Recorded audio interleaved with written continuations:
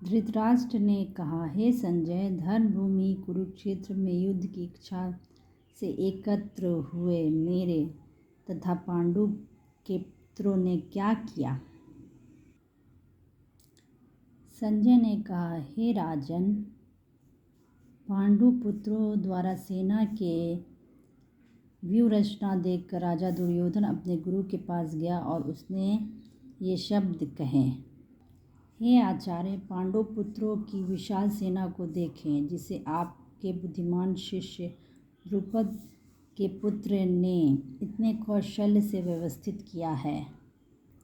इस सेना में भीम तथा अर्जुन के समान युद्ध करने वाले अनेक वीर धनुर्धर हैं, यथा महारथी युयुधान, विराट तथा द्रुपद। इनके साथ ही धृष्टकेतु, चिकितान, काशीराज, पुरुजित, कुंतीभोज तथा शैब्य जैसे महान शक्तिशाली योद्धा भी हैं।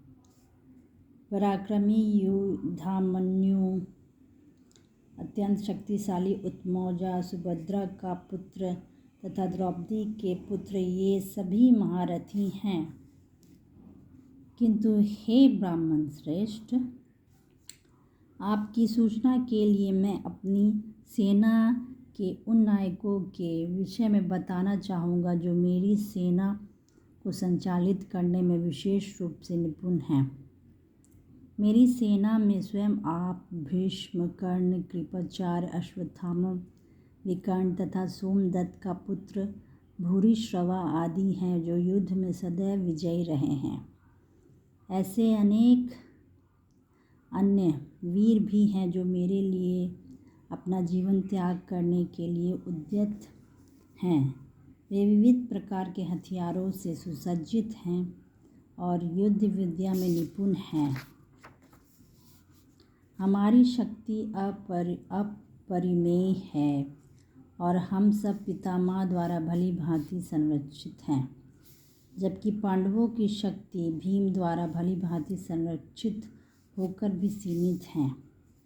अतएव सैन्य व्यूह में अपने अपने मोर्चों पर खड़े रहकर आप सभी भीष्म पितामह की पूरी सहायता करें। तब कुरुवंश के वयोवृद्ध परम प्रतापी एवं वृद्ध पितामह ने सिंह गर्जना की सी ध्वनि करने वाले अपने शंख को उच्च स्वर से बजाया, जिससे दुर्योधन को हर्ष हुआ। तत्पश्चात शंख, नगारे, बिगुल, तुरही तथा सिंह सहसा एक साथ बज उठे। वह समावेत स्वर्ण अत्यंत कोलाहलपूर्ण था।